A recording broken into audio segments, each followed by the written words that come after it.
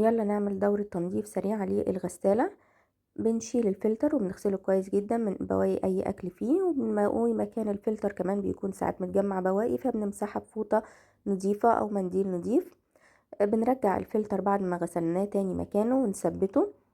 هنا انا هستخدم منظف فينش، منظف فينش حلو جدا للتنظيف الذاتي للغسالة، لان هو فيه بيشيل الترسبات، بيشيل مكان الصابون، بيشيل الدهون، بيخلي ريحة الغسالة حلوة. كل اللي بنعمله ان احنا بنرجها وبنشيل الاستيكر اللي عليه وبنقلبه ونحطه في الرف التالت. لو احنا مش حابين نستخدمه هجيب كوباية وهملى 3/4 خل، وهثبت الكوباية دي احطها في الرف التاني للغسالة، وهشغل الغسالة عادي على دورة التنظيف برضو.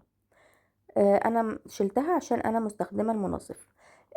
بالنسبة لي الغسالة بشغلها، الغسالة بتكون ظاهرة علامة الماشين كير، فبشغلها على برنامج الماشين كير، بياخد 2 ساعة و10 دقايق. لو انا ما عنديش في الغسالة البرنامج ده عادي، انا بشغلها على برنامج فيه اعلى درجة حرارة للغسالة، وفي الغالب بياخد اطول وقت في الغسالة عندي.